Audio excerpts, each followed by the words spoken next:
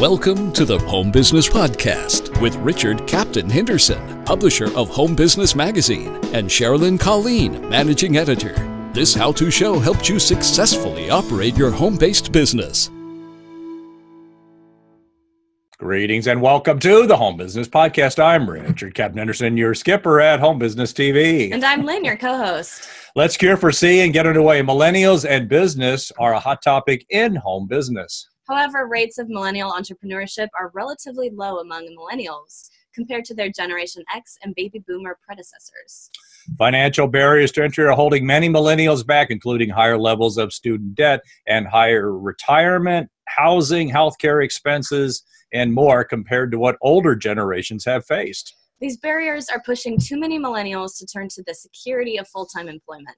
But what about millennials who want to become entrepreneurs? Helping us to review millennial financials today and hopefully break through some of these financial barriers is Priyanka Prakash with Fundera, who has been featured in CNBC, Fit Small Business, Inc., and it, to keep us on our toes, is an attorney. So greetings, Priyanka Prakash. Welcome to the Home Business Podcast. Say hello. Hi, Richard, Sherilyn, and hi to the audience, all of you business owners out there. Thank you for having me. So you are connecting in from the inspiring, dynamic, worldwide hub of Manhattan? That's right. And actually, we're just minutes away from Wall Street here. Oh, so we interviewed somebody else there. Can you see that crazy bull, like that bull statue from your office? Or? Well, we can't see it. I can't see it from my office, but it's about like a 5 or 6 minute walk. Yeah. That must be motivating, walking by that to get you fired up to take on the day. Yeah, it's pretty cool. Sometimes I can't believe it myself. Well, let's get down to millennials in business. Why do you think there are fewer millennial entrepreneurs than older generations?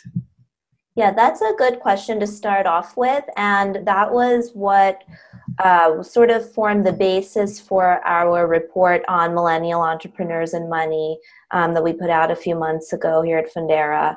And there have been a lot of studies in entrepreneurship rates among different age groups. And the most recent one, I think it was by Kauffman Foundation, found that there's a pretty significant difference actually, and that a lot fewer millennials are starting businesses compared to older age groups. The difference is about 60%. So 60% more baby boomers are starting businesses each month compared to millennials. And a part of this reason, a lot of people say, well, millennials are still really young. They haven't yet reached the peak age for entrepreneurship, since the oldest millennials are turning 38 this year and the youngest are 23. But that's not the whole story, because when you look at entrepreneurship rates among baby boomers and Generation X when they were younger, they had higher entrepreneurship rates than millennials today. So it's really something about today's millennial generation and this particular group of people that's at play. And there's a few different reasons. So first is student loans, and that's a big one. Collectively, the student loan debt has actually like $1.5 trillion nowadays, and about 1 in 4 people under age 30 have student loan debt of $25,000 or more.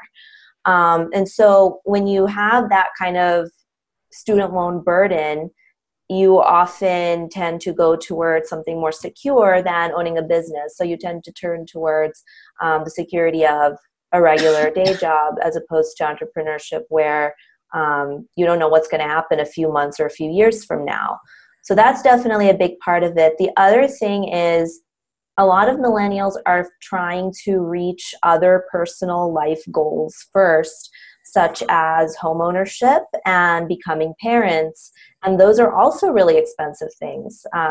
You have really high housing costs, record high housing costs today in several urban areas of the country, like if you look at Seattle, Miami, New York City, Denver, all of those cities are just exploding in housing costs. And if you look at childcare, now something like 1 in 5 families pays more than a quarter of their income on childcare. So when you have those kind of expenses on the horizon, again, you're probably not tempted towards something that's riskier. Yeah, some of that's kind of counterintuitive. 60%, that's a lot. So, I mean, the thing you think about is how millennials are really cued into the gig economy and gigpreneurs, and they're adaptable to doing that. So you would think that would translate over into higher business startups, but it's coming down to kind of getting boxed in with cash flow and startup funds, which is, one of the things we'll talk about a little bit further. But let's dive in a little bit more at the numbers. Surprisingly, millennial business owners are highly competitive, though. How do millennial owners compare to older generations, when it comes to business revenue and success? So that's a good question. And when you actually look at millennials who've taken the dive into entrepreneurship, how successful they are really depends on what metric you look at. So when you look at business revenues, as you might expect, millennials lag behind Generation X and baby boomers. So in our original data, the average millennial business owner made about $1 million in annual revenue. Gen Xers made $1.36 million, and baby boomers made $2.2 million. So that's a pretty big difference. So definitely the older you are, the bigger advantage you have in your take-home business income.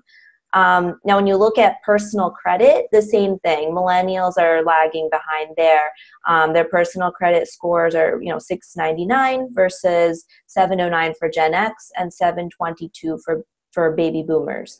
But there are some bright spots for millennial entrepreneurs, and that has something to do with business credit. And for those in your audience who don't know what that is, really quickly, it's like a personal credit score, but it's for a business. So it measures a company's credit worthiness.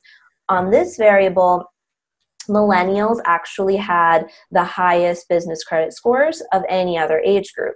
So what that shows is that millennial entrepreneurs can actually be very savvy with their business finances, but their businesses are just not old enough or just aren't growing fast enough yet to command high revenues. But the key metric there is that the higher credit rating their businesses have, relatively speaking, with other demographics, that shows that they are achieving, a measurement of greater success, because that's translating into the higher business credit that they're attaining. Yeah, that's true. I mean, it shows that in the eyes of lenders and credit bureaus and other third-party entities, millennial-owned businesses are actually seen as more trustworthy and more likely to pay their bills back and pay their suppliers on time. So in terms of success, that's actually a huge win, I would say, for millennial entrepreneurs. No matter how promising a new business can be, it all comes down to one's tolerance for risk. Priyanka, are younger entrepreneurs more or less likely to make risky business financial decisions? So this sort of goes back to something we were talking about earlier, which is the fact that millennials as a whole, studies have shown, are more risk averse than older generations, and that has to do with pressure from more debt and also growing up, being children or young adults during the Great Recession. However, what we found is that millennials who choose to become entrepreneurs actually seem to be taking more risks and seem to be having their eye on some pretty big goals. And we measured this by looking at business owners' spending decisions and investment decisions across age groups. And we found that older entrepreneurs were more concerned with maintaining their business on a daily basis, so spending money to get working capital, like to pay payroll or buy supplies, and managing existing debt. Whereas the millennial entrepreneurs were focused more on growth spending, such as on marketing, on advertising, on expansion and acquisition opportunities. So there's quite a difference there between more passive spending from older business owners and more active spending for millennial business owners. And if we see that continuing, that could actually result in more revenue in the future for millennial-owned businesses. In a way, that kind of thinking where you're thinking outside the back box and just not focusing on your day-to-day, but how can you grow, that's ironically showing more of a tolerance for risk because you want to break out. So, hopefully that trend will, push some of that risk aversion and start shifting it in favor of the millennials. Yeah, I definitely think so. It's easy as a small business owner to sort of get caught up in the day-to-day, but you obviously do need to set aside time to think about the more strategic long-term goals, and that's what millennial entrepreneurs are doing better. Yeah, so it sounds like, they hit some big bow waves that other generations didn't have to hit, such as the crash of 2008. So like with me, I could kind of put it in perspective. But, somebody coming in and seeing how just devastating that was for 3 or 4 years, plus wiping out so many housing values, that's still knocking a lot of people down. Yeah, it definitely shaped their attitudes and their behavior toward money and finances. But I mean, it will be interesting to sort of see how this changes in the future, if it changes. Well, maybe time will tell, Priyanka. How might the number of small business startups for young entrepreneurs change over time as millennials grow older and Generation Z comes of age? Yeah, great question. And obviously this is like the $1 million question to see what will happen in the future. And there will definitely be changes both in millennials' situational circumstances and in the economy. So, over time, millennials will hopefully be able to pay down more of their student debt and achieve more personal goals, and that could open the way to entrepreneurship. And at the same time, the larger economy will play a role. So, right now we have record low rates of unemployment, and wages are, actually growing at a pretty fast pace and surpassing inflation. So if that continues, millennials might be able to save more money from the day jobs that they currently have. And so more might be able to take the leap into business ownership. And, another interesting thing, I think, as I think the future of millennial entrepreneurs and also even younger Gen Z entrepreneurs will be intertwined with the future of baby boomers, because baby boomers today own like 2.34 million businesses across the US, and within the next decade or two, they're going to need to sell off those businesses. And guess who will be there, waiting as buyers? Millennials and younger entrepreneurs. So that actually is a great opportunity for those who are looking at a little bit of like a push or a softer entry into business ownership, because you're not starting from scratch. You're actually acquiring an already existing business. So that's a huge opportunity for the future, as the debt is paid down, like you were mentioning. And, this huge wave of businesses that are going to have to either turn over or go out of business. That's just going to, no matter how low the unemployment rate, that's just going to open up a huge opportunity, particularly for successful businesses that need to transition. You're not having to go through that, that startup phase. Yeah, exactly. And it's huge. 70% of the companies owned by baby boomers are going to change hands in the next 2 decades. And like you said, those businesses have to end up somewhere. So, and I think savvy millennials and Generation Z entrepreneurs will be there to take the reins. Yeah, another point I look at, they talk about reducing the student debt, the huge debt bomb that's out there. I mean, I heard somewhere it's like close to $1 trillion in some cases. Yeah. So that may also make a political case for, moving to pay that down, because, that would translate into increased entrepreneurship and and GDP growth throughout the economy. So I hadn't looked at it that way, but that's another advantage of knocking down some of this student debt. Yeah, definitely. And of course, there are different schools of thought on this. Some people think that student loan debt is definitely a big contributor to millennials' lower entrepreneurship rates, and others think more of it is, pressure for higher housing costs and childcare costs and retirement, pressure to save for retirement. Honestly, I think it's just a combination of all those things.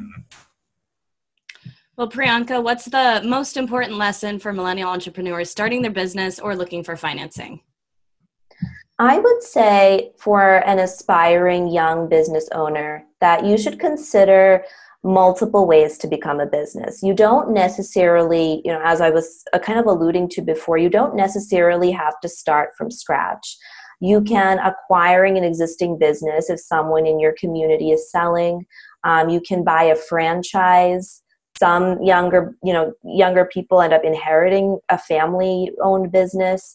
In all of these cases, there's already a proven business concept at play, and there's already somewhat of an existing customer base. So if you're, tend to be more risk averse, it's a great way to get into business. I would also say to focus on starting small and then growing bigger. You don't necessarily have to be, generating millions of dollars. That's always a good lesson.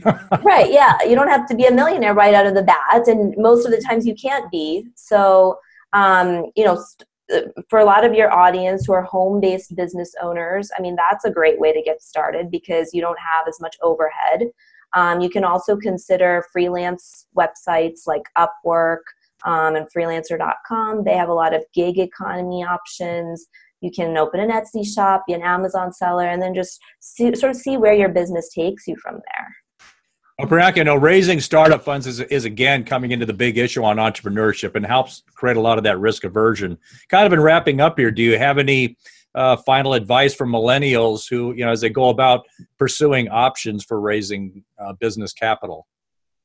Yeah, I do have some advice, and that is if you're not fortunate enough to have a lot of, personal savings already at hand to pave the way to your new business, then consider other financing options. And banks and venture capital are not the only option. Sometimes it kind of might feel like that if you're talking to other business owners or you're watching the TV, but there are a lot of different paths to entrepreneurship. For example, you might be able to use a personal loan for business or get a government-backed loan, a micro loan from a nonprofit, or even a small business grant. So what I would say is, if you're serious about, taking the next stage to business ownership, then just start researching and get to know your options and realize that it's not a one-dimensional startup finance. Yeah, so you've got a lot of different options to look for, and just get back to what we were talking about earlier. Think outside the box. Yeah, exactly. Mm-hmm. Priyanka, Prakash, this has been a great discussion on money and millennials. Do you have any final points you would like to share? Just that if there's a will, there's a way, and sometimes it takes baby steps, but you can reach your goals of business ownership. And a site like Fundera.com can help you get started with that. Great. Baby steps, always a good thing. Well, Priyanka, Prakash, thank you for being such a great guest on the Home Business Podcast. Thank you, everyone. Take care. Thank you. To learn more about Priyanka Prakash, visit www.fundera.com or our podcast website for more information on guests. Thanks for joining us on this episode of the Home Business Podcast. Share your feedback with us on Facebook, Twitter, or Instagram at our website, homebusinessmag.com. Visit the website for information on advertising. Subscribe to our newsletter. Please visit our sponsors. For more info, visit homebusinessmag.com or the expo at homebusinessexpo.com. I'm Richard Captain Henderson saying anchors away. We'll talk with you soon. Until then, make it a great home-based biz day.